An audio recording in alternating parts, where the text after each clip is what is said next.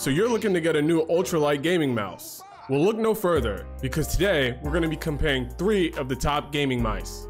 The Logitech GPX Superlight, the Razer Viper V2 Pro, and the Razer Deathadder V3 Pro. We'll be looking at factors such as build quality, weight, clickiness, I might have just made that word up, software, and so much more. So without further ado, let's jump into the showdown. First off, we'll be doing a weight comparison.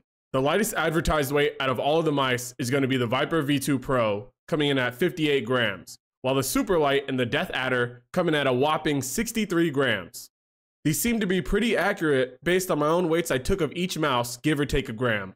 The Viper came in at the lightest, as expected, around 59 grams, whereas the Superlight came in around 62 grams, and the Deathadder came in at the heaviest, around 64 grams.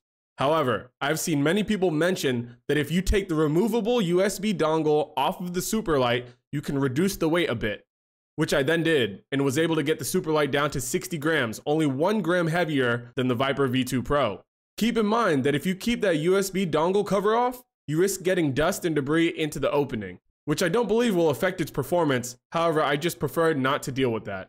Ultimately, all of these weight differences will not be noticeable to most people. However, if you care about having the lightest mouse possible, then the Viper V2 is the winner in this category. Next, we're on to build quality. Now I can say unfortunately right off of the bat, the Deathadder seems to have the worst build quality out of all of the 3, as it just genuinely feels cheaply made overall and has a bit of a creaking noise when squeezed, which is kind of upsetting as this is the most expensive mouse along with the Viper V2, coming in around $149.99 USD. Both the Superlight and the Viper V2 feel much more quality in hand, and I've not noticed the same creaking noises when squeezed like the Deathadder. When it comes to the coating, the Superlight has more of a rubbery feeling coating to it, while the Viper and Deathadder have more of a tacky plasticky coating. If you tend to get sweaty hands while gaming, the plastic coating may be a better fit for you. However, I personally have not had any grip issues when it comes to the Superlight's rubbery coating.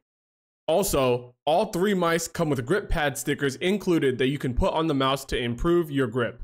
Overall, in my opinion, for build quality, this one's gonna have to go to the Superlight. This next category might just be the most important factor when deciding on a mouse, and that's gonna be the shape.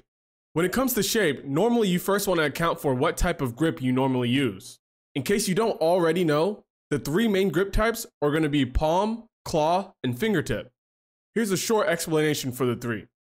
If you find that a majority of your palm normally rests on the back of the mouse and your fingertips are usually relaxed, you're probably a palm gripper. Whereas if you normally have 0 palm contact on the mouse and only have your fingertips on the buttons, you're probably a fingertip gripper. Claw grip is more of a hybrid in between the 2, where you'll find a little bit of your palm resting on the back of the mouse. You'll also find that your fingertips are more like a fingertip grip style. Now that you know a little bit more about grip types, we can see which mouse fits each grip type best. The Superlight shape is commonly known to be the safest for all grip types, making it the most universal. Its shape is similar to a potato, and I personally find it the most comfortable due to its higher hump in the back, allowing for my palm to rest comfortably on the back of the mouse. The Viper V2 Pro has a very low profile design, while the hump in the back is much more shallow. Out of all 3, it's the shortest in terms of height. I find that the Viper is best suited to those who use fingertip grip, while also some claw users may like it as well. If you're a palm gripper, I would stay away from this mouse, as you will feel your palm dragging across your desk due to the low profile design of it. This can get really annoying as it did for me and also hurt your aim. Lastly, the Deathadder is the tallest out of all 3 mice, making it most suitable for palm grippers and those with larger hands. However, I found that the rear hump on this mouse was asymmetrical, causing the left side to be higher than the right side, causing my ring finger and pinky finger to hang off to the side. This resulted in hand cramps over prolonged use of this mouse.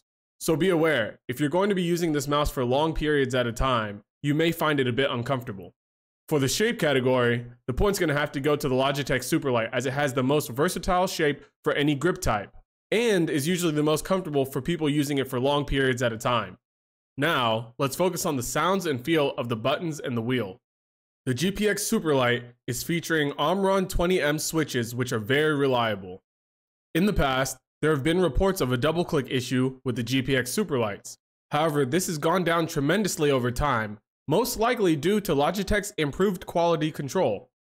Both the Viper V2 and the Deathadder feature a Gen 3 optical switch, therefore making these double-click issues non-existent.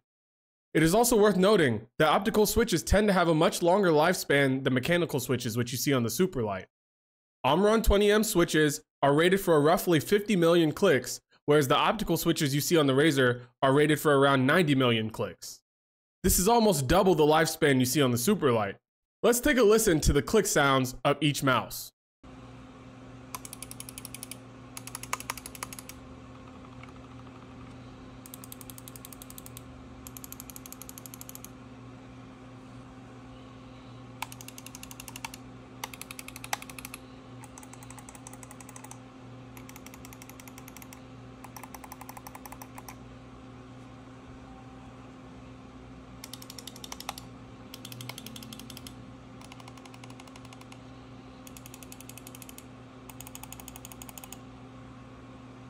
Personally, I enjoy the sound and feel of the Superlight's main mouse buttons, followed by the Viper V2. All of these mice have 2 buttons on the left side of the mouse, which can be completely customized to any key or function using the provided software for each. Although, while the side buttons on the Superlight still feel good, they're a bit mushy compared to the tactile feeling you get from both of the Razer mice. When it comes down to the scroll wheel, I found myself to enjoy the Viper V2 the most, as it has the best click sound overall and the most reliable when repeatedly clicking in the scroll wheel. It also feels the least likely to accidentally scroll when you don't want it to, which can be a huge mistake in most games. The Superlight's wheel is a lot more subtle, with barely any noise when clicked and a lot less of a tactile feeling. And while it still seems to be reliable, I would have liked to see this behave a bit more like the Viper V2, as the Superlight is prone to accidental scrolling. The Deathadder V3 Pro has a solid wheel scroll, however it does not live up to the same quality you see in the Viper V2. One issue I came across with the Deathadder's wheel, however, is when repeatedly clicking in the scroll wheel, sometimes it would not fully come back up, therefore causing those clicks not to register at all. I think that if it used the same exact scroll wheel as the Viper V2, it'd be much better off. Therefore, the point for this category has to go to the Viper V2 by far. All 3 of these mice come with standard stock skates, however most people would recommend to use third-party skates with them. When comparing stock skates, the Superlight comes with much larger skates than the Razer mice, having much more surface area. This seemed to help a lot more with the smoothness when moving it around the desk. The Superlight also comes with an extra skate that you can put in place of that detachable USB dongle cover we spoke about earlier. In my opinion, this is a very nice touch. The Viper and Deathadder seem to come with the same exact style of skates, however for some reason the Viper V2 just feels overall smoother. This could be due to a difference in weight and overall build quality. The Deathadder seem to have a grittier feeling when moving it around the desk. Personally, I feel like the stock skates on the Superlight and Viper are going to be sufficient for most users. However, for the Deathadder, I would definitely recommend looking at third-party skates in order to get a smoother feel overall. When it comes to stock skates, the Superlight's going to take the point in this one due to its smoothness and overall larger surface area, as well as the versatility provided by the extra skate that's included as well. Looking at sensors, all of these mice have very fast response rates at 1000 Hz polling rate.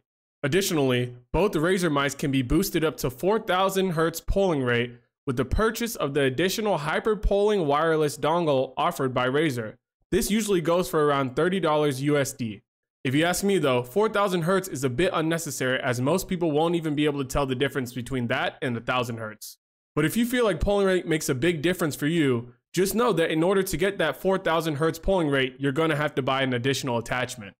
The Superlight comes with the Hero sensor that can adjust the DPI from a range of 100 to 25,600, while both Razer mice have a 30K Focus Pro optical sensor that can adjust between a range of 100 and 30,000.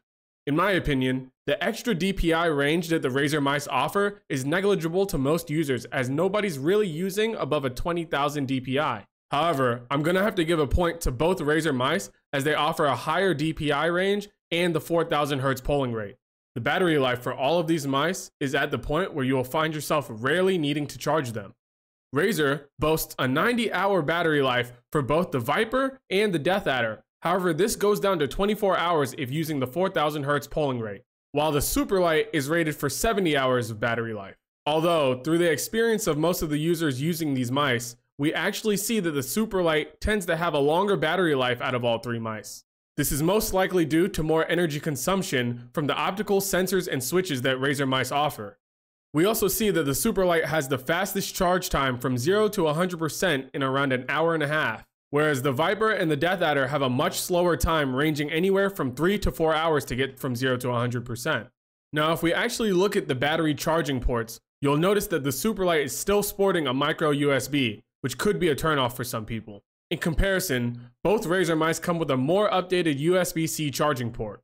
If you hate micro USB for whatever reason, this may be an issue for you on the Superlight. However, this will not affect performance in any way. For battery life, the point's going to have to go to the Superlight as it has a faster charging rate and seems to have longer battery life. The charging port type just doesn't give the Razer mice the edge it needs to come out on top. Software, as we all know, can be a make it or break it to the entire user experience. Logitech utilizes its G-Hub software to seamlessly connect the Superlight, allowing you to customize the buttons fully and the DPI range to your liking. Whereas Razer uses its Razer Synapse software to connect both the Viper and Deathadder, which to me just seems okay. It's worth mentioning that when I initially connected the Viper V2 to the Razer Synapse software, it did not recognize the mouse and required a series of restarts and third-party software that I found on Reddit in order to fix this issue. This definitely did not result in a good user experience when using this mouse for the first time. However, ever since I managed to fix this issue, it has not come back up. On a positive note, Razer allows you to actually customize the liftoff distance for the mouse sensor. This means that you can actually customize the height that you can lift the mouse off of the desk before it stops tracking the cursor. This could be useful if you tend to pick up your mouse a lot off the desk while gaming. However, I don't see this feature being a game changer. The point for software is going to have to go to the Superlight as it just had an overall more seamless and user-friendly experience. Logitech is also known to have much better customer support than Razer, which could be very useful in a sticky situation.